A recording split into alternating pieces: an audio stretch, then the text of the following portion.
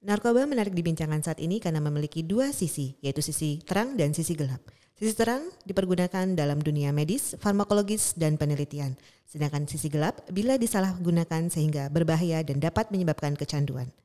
Karantina Pertanian Ambon berkomitmen bersih narkoba, hidup sehat, dan memberikan pelayanan prima.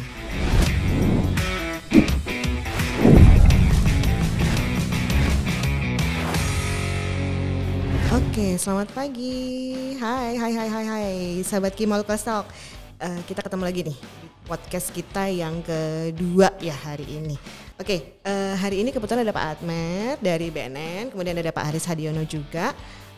Tema kita nih hari ini adalah narkoba mengintai di instansi.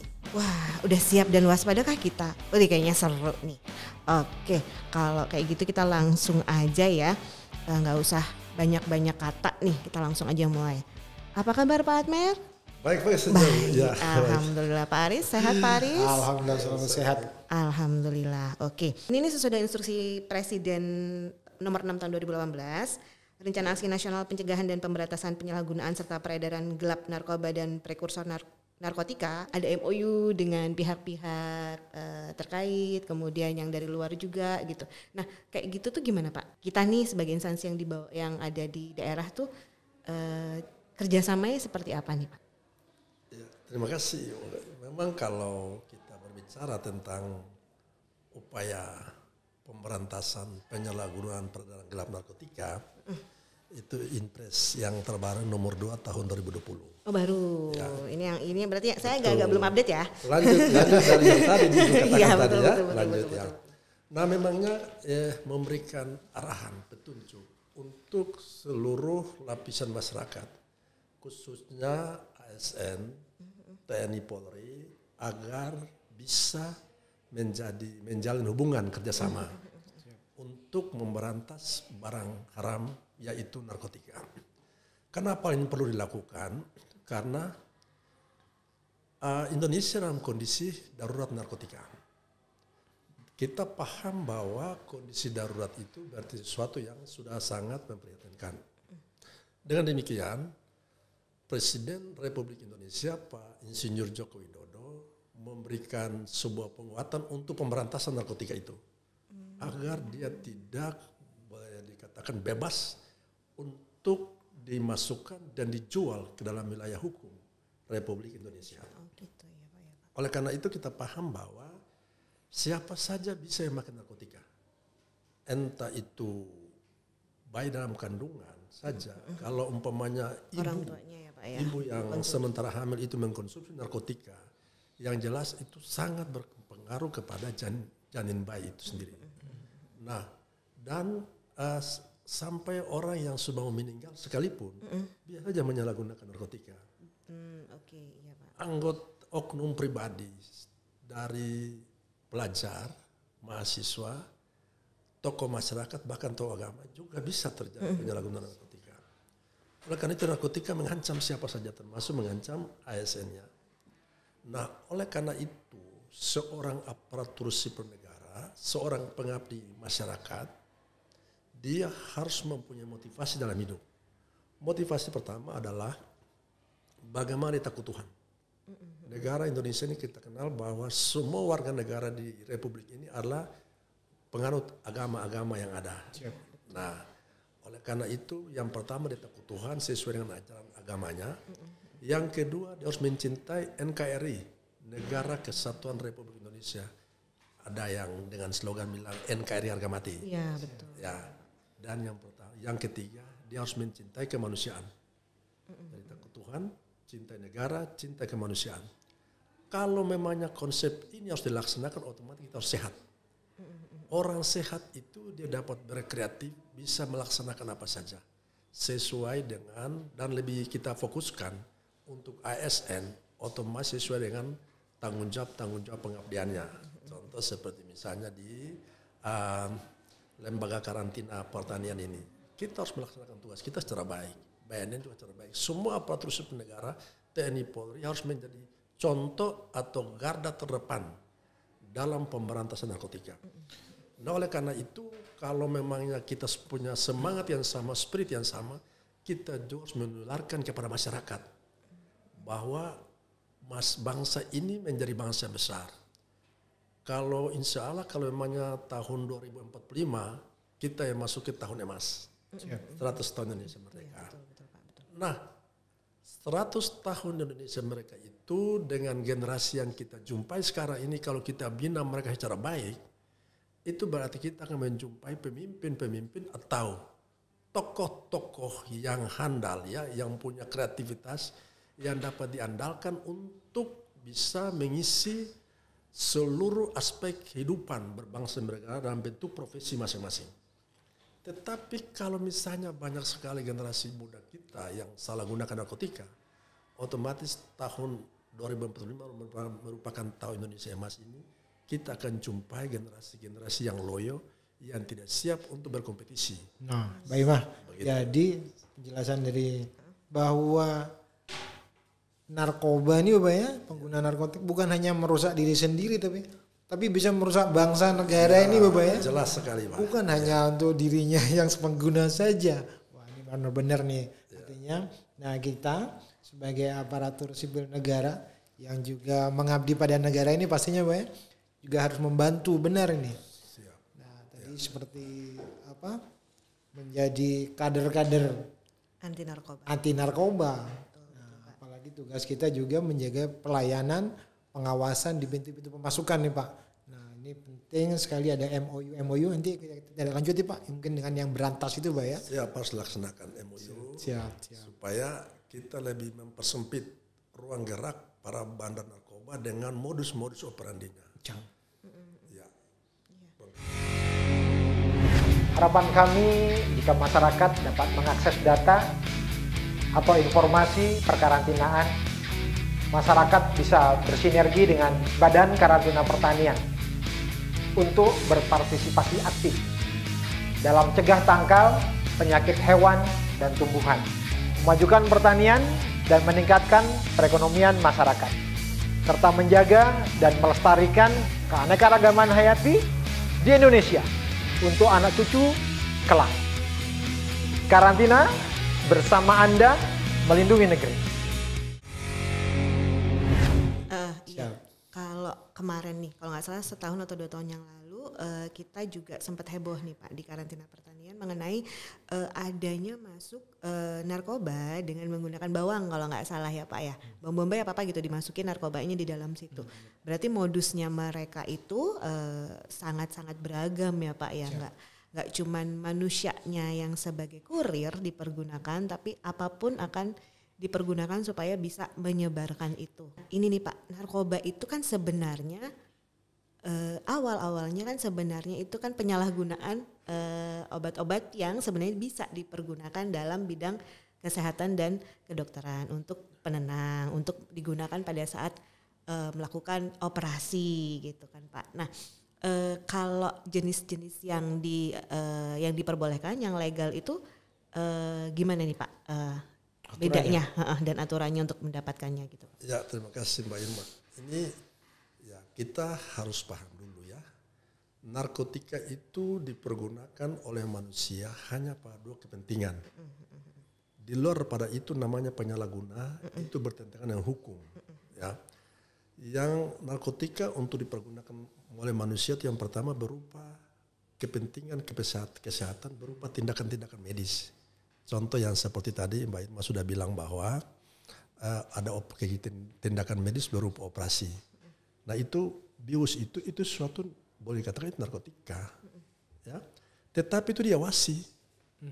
Misalnya pada rumah sakit tertentu, contoh misalnya di wilayah Maluku misalnya rumah sakit umum, rumah sakit Lemena, rumah sakit Al-Fatah, ya, rumah sakit sumber hidup, seperti itu ada dokter khusus yang mempunyai kewenangan untuk menentukan persentase penggunaan dosisnya ya dosisnya Pak ya. Itu. Ya, dokter anestesi berarti. Dokter anestesi, tidak sembarang dokter.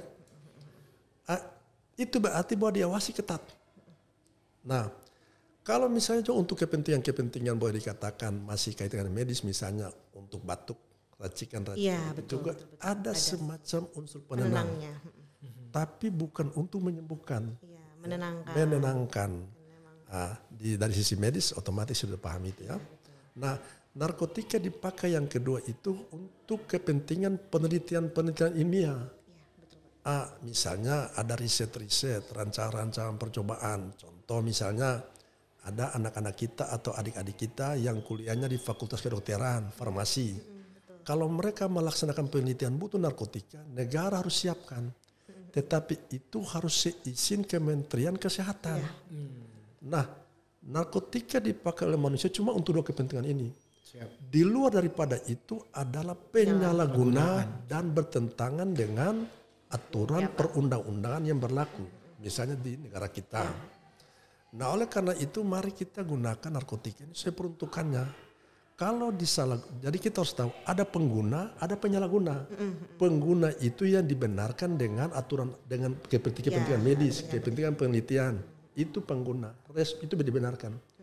Tapi penyalahguna itu yang mereka menyalahgunakan narkotika di luar dua kepentingan tadi. Yaitu tidak sakit tapi menggunakan narkotika misalnya. Gak ada alasan apa-apa gitu ya Pak ya. Pakai gitu ya. Karena dampak buruk daripada narkotika itu kalau disalahgunakan, apapun jenisnya ya. Katakanlah misalnya jenis tanaman ganja misalnya. Atau marijuana, kokain di Amerika Latin misalnya. Ini kalau disalahgunakan, dia merusak seluruh organ tubuh manusia.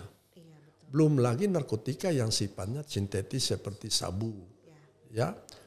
Dan ini kalau disalahgunakan, dia merusak organ tubuh dan tidak ada untungnya untuk kehidupan manusia. Dia merusak tatanan kehidupan manusia, bahkan membunuh talenta terbaik, profesi atau tugas-tugas, atau misalnya dia punya kelebihan-kelebihan yang dimiliki, yang diberikan Tuhan itu akan hilang. Nah, oleh karena itu perlu kita mengambil tindakan tegas. Negara harus hadir lewat aparatur penegak hukum. Contoh misalnya BNN atau kepolisian. Nah, kita punya tanggung jawab yang sama untuk memerangi penyalahgunaan narkotika ini. Termasuk juga misalnya di karantina pertanian begitu, kita punya tanggung jawab yang sama. Ya, khususnya dalam pengawasan Mbak ya. Nah, kalau tadi itu Mbak Emma sudah dampak efek narkoba itu untuk penggunanya dan negara ini, sekarang pengawasannya nih Pak. Nah, karena kami juga terlibat nih dalam tupoksi kita adalah pengawasan lalu lintas komoditas pertanian khususnya hewan ternak, dan kemungkinan kami juga melihat ini komoditas-komoditas lain yang lalu lintaskan. Nah, dalam hal ini Pak, BNN dalam melakukan pengawasan yang dilakukan saat ini bagaimana Pak, dan bekerja sama dengan siapa, dan apa tidak menutup kemungkinan juga seperti ini kita juga akan ber-MOU ya untuk juga nah, bagaimana itu Bapak? Siap. Ya, benar sekali Pak. Memang Pak Aris kalau memang kebicaraan tentang pengawasan ini bukan sepenuhnya ada pada lembaga penegak hukum misalnya BNN atau misalnya BNN. Siap. Nah, kita ini butuh koordinasi. Siap. Kalau sesama boleh dikatakan lintas sektor itu perlu kita bangun komitmen. Siap. Komitmen kita contoh misalnya Balai Karantina Pertanian. Ada tanaman-tanaman yang termasuk narkotika golongan 1 yang dilarang untuk diperjualbelikan atau diperdagangkan. Nah, contoh ganja, marijuana. Tanaman-tanaman ini yang lebih paham itu misalnya juga Dinas Karantina Pertanian. Siap. Jenisnya, bentuknya. Siap. Nah, bagaimana kalau tanaman ini dia lalu dimasukkan oleh para bandar. Siap. Lewat misalnya bandara, pelabuhan laut, siap, atau misalnya juga terminal-terminal yang ada. Ini perlu kita pahami. Makanya kalau bicara tentang narkotika jenis tanaman, itu kaitannya juga dengan Balai Karantina Pertanian. Siap. Persoalannya sejauh mana kita membangun komitmen, agreement bersama di bandara-bandara maupun di pelabuhan-pelabuhan, ini perlu kita sinkronkan. Dalam pengertian bahwa kalau di tingkat pusat itu memang sudah ada MOU dengan seluruh kementerian lembaga, BUMN dengan BNN pusat. Di daerah kita tindak lanjut dalam bentuk misalnya PKS, perjanjian kerjasama, seperti begitu agar tanggung jawab jangan kita berikan ruang kepada para bandar ini untuk dia memasukkan barang ini karena mereka punya modus. Siap. Cara untuk mendatangkan atau memasukkan barang haram ini terkadang di luar sepengetahuan kita.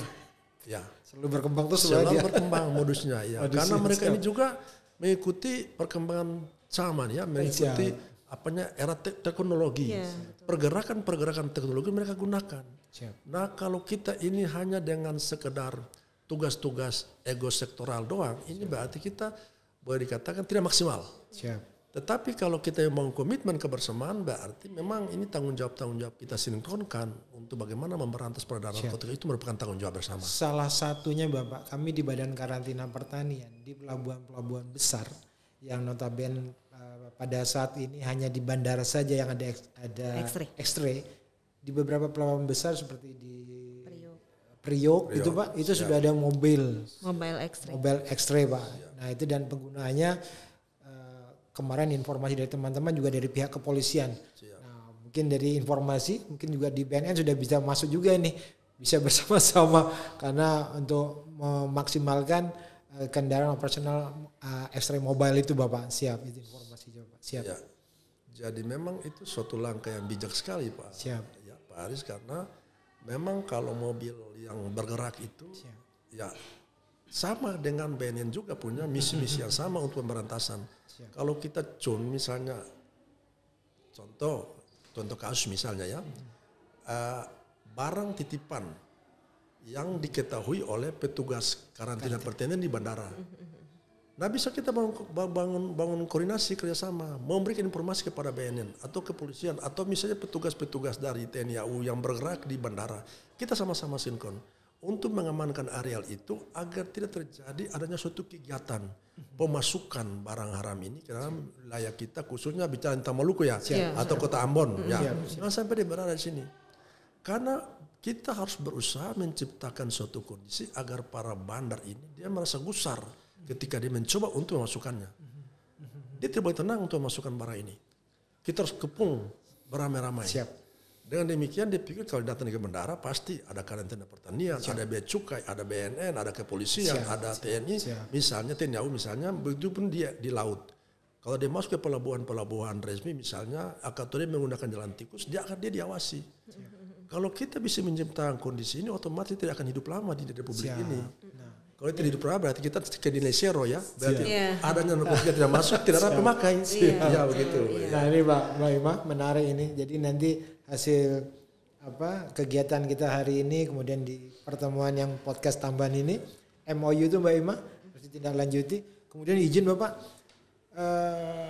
nanti mungkin dari kita koordinasi dengan pimpinan BNN, kita siap usulan kami juga mungkin nanti dari BNN atau dari pihak kepolisian. Ada nih Pak, sekali waktu kita membuat workshop pengawasan yang bersama nih setiap ini gimana? Selain juga secara operasional jalannya bagaimana, kemudian juga memberikan kepada baik pada masyarakat memastikan bahwa kita ini memang bekerja sama semuanya. Kemudian juga memberikan kepada para pengedar lebih berhati-hati atau juga wah jangan ke Maluku dah kebanyakan.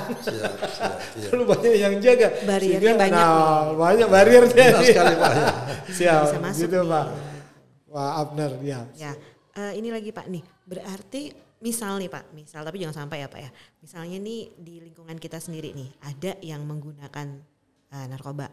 Nah, misalnya saya mau melaporkan itu gimana Pak? Terus apakah misalnya nih identitas saya nih sebagai pelapor tertutupi nggak? Mana itu gimana Pak?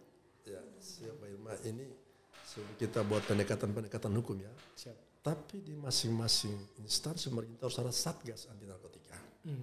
Satgasnya itu adalah pada pimpinannya ketua. Nah seluruh pejabat itu masuk dalam satgas. Jadi sebelum dia keluar, misalnya ada terindikasi seorang menyalahgunakan narkotika, satgas itu yang harus mendampingi, memberikan penguatan. Mungkin ke depan diharapkan jangan lagi untuk memberikan komunikasi, informasi, edukasi kayak kepada pegawai di lingkungan kantor, jangan lagi BNN. Siap. Dari internal kita sendiri ya. Nah itu ada, kalau sebetulnya adalah satgasnya, otomatis ada tugas-tugas satgas itu. Siap. Bisa memberikan sosialisasi, juga bisa melaksanakan tes urin. Andai kata perlu diadakan tes urin dari sini, laporkan ke BNN. Hasilnya. Ya, kalau misalnya SDM di sini belum bisa misalnya, otomatis bisa bantuan BNN datang. Ada satgas.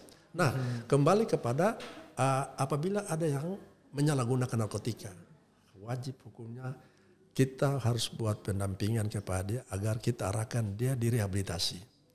Rehabilitasi misalnya lewat pimpinan, lewat pendekatan, ya kita harus tunjukkan bahwa ketika kegiatan perbuatan menyalahgunakan narkotika itu membahayakan dirinya maupun juga membahayakan lingkungan kantor dalam pengertian pekerjaan-pekerjaan, tugas-tugas kantor tidak dilaksanakan secara optimal, kita bawa dia untuk direhabilitasi.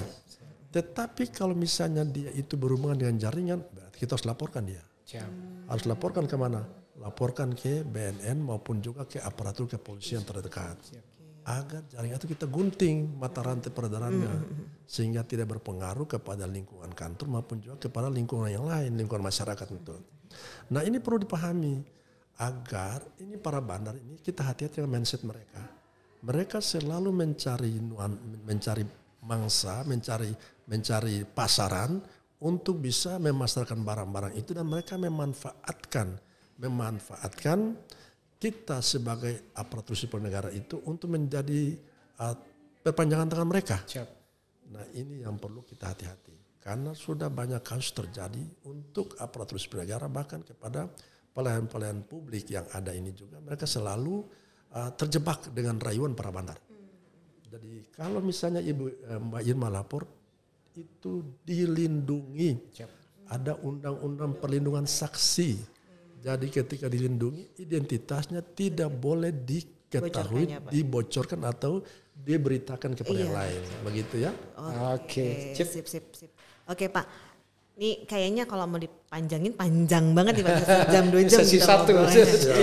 Oke. Terima kasih Pak sudah memberikan pandangan kepada kami. Kemudian semoga nih obrolan kita nih pada pagi hari ini, masih pagi menjelang siang hari ini nih bisa bermanfaat buat semua.